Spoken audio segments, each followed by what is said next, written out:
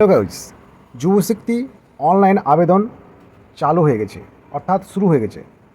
চলুন দেখি যে আদৌ চালু হয়েছে কি না। যুবশক্তি অনলাইন করার আগে কিছু কিছু ডকুমেন্টস অবশ্যই আপনি নথিপত্রগুলো জোগাড় করে নিন। দেখা গেল অনলাইন করতে গেছেন আর আপনার কাছে এইগুলো ডকুমেন্টস নাই, ওইটা ডকুমেন্টস নাই, তাহলে আপনি অনেক সমস্যায় পড়ে যাবেন। তাহলে প্রথমে আপনার ডকুমেন্টস নথিপত্রগুলো ভালোভাবে তৈরি করে রাখুন আর অনলাইন আবেদন করার প্রকল্পটা আপনি বেছে নিন। ভিডিওটাকে পজ করে আপনি দেখে নেবেন কারা কারা পাবেন, কারা কারা পাবেন না। আপনার নথিপত্র এখানে দেওয়া আছে, তাহলে আপনারা ভালো করে ডিটেলসটা জেনে নেবেন যে কারা কারা পাবেন, কারা কারা পাবেন না। ঠিক আছে, আমি সার্চ করলাম যুবশক্তি। এই যে যুবশক্তিটা আপনি দেখতে পাচ্ছেন, যেখানে ক্লিক করলে কি হয় দেখো। ক্লিক করার পরে আপনি দেখতে পাচ্ছেন যেখানে যে একেবারে বোঝা যাচ্ছে যে আপনার সার্ভিস আনঅ্যাভেলেবেল, অর্থাৎ এখানে সার্ভিস নাই। তো এই পদ্ধতি এখন বর্তমানে হয়ে আছে, তাহলে বুঝতে পারছেন যে আপনার ওয়েবসাইটটা অর্থাৎ আপডেট চলছে। সার্ভিস অ্যাভেলেবেল মানে হচ্ছে যে অনেক ট্রাফিক আসছে, এখন কাজ করছে না, তাহলে ওয়েবসাইটটা আপডেট করছে। অর্থাৎ আজকে হবে শুরু, 15 জুন তারিখে শুরু হওয়ার কথা আছে। আপনারা নথিপত্র অবশ্যই জোগাড় করে রাখবেন। কী কী নথিপত্র লাগবে এই ভিডিওর মাধ্যমে আপনি পেয়ে যাবেন, যে কী সম্পূর্ণ তথ্য এবার জানিয়ে দিচ্ছি। দেখুন, যুবশক্তি 2026 আবেদনের প্রস্তুতি সম্পূর্ণ ব্লুপ্রিন্ট, গুজব এড়িয়ে 100% সঠিক তথ্যের A to Z গাইড। দেখেন, এটি একটি স্থায়ী বেতন নয়, প্রস্তুতির হাতিয়ার। মানে বুঝতে পারছেন তো, পড়াশোনা এবং পরীক্ষার ফর্ম ফিল আপের খরচ বহন। এটা হচ্ছে ভাতা প্রতি মাসে 3,000 টাকা দেবে, যে এটা নয় যে আপনাকে কোনো স্থায়ী একটা বেতন দেওয়া হচ্ছে। আপনাকে কেরিয়ার তৈরি করার জন্য বা কোনো একটা চাকরি পাওয়ার জন্য প্রস্তুতির জন্য যে খরচ, আপনার কোচিংয়ের খরচ, যানবাহনের খরচ এবং যে ফর্ম ফিল আপের যা খরচ হয়, সেটা আপনাকে সরকার তরফ থেকে দেওয়া হচ্ছে। তাহলে আপনি এটা কখনোই ভাবেন না যে আমার এটাই স্থায়ী বেতন।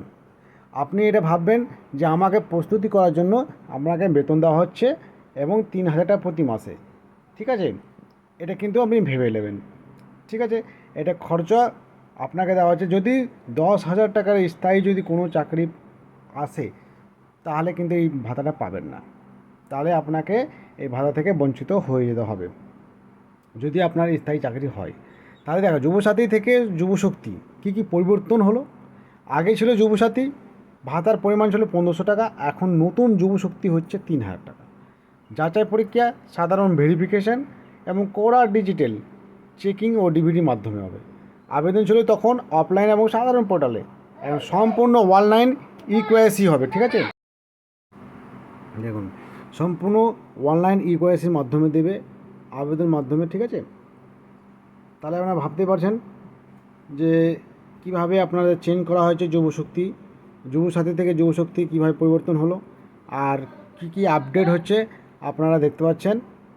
ঠিক আছে, এবার দেখুন, দেখুন এবার বলছে যোগ্যতা 8টি মূল স্তম্ভ।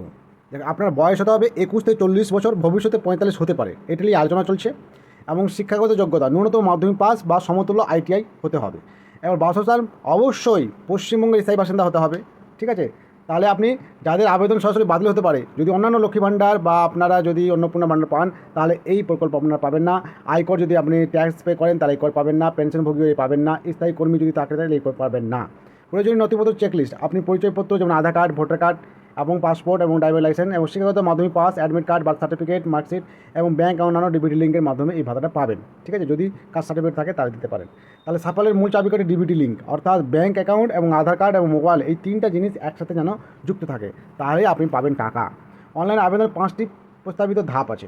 এবার এই যে 5টি প্রস্তাবিত ধাপটা কী কী আছে, তাহলে আপনি দেখতে পারেন। প্রথম ধাপ আর দ্বিতীয় ধাপ, তৃতীয় ধাপ আর চতুর্থ ধাপ, পঞ্চম ধাপ। প্রথম ধাপে বলছে যে মোবাইল নম্বর OTP দিয়ে প্রাথমিক রেজিস্ট্রেশন করতেই হবে।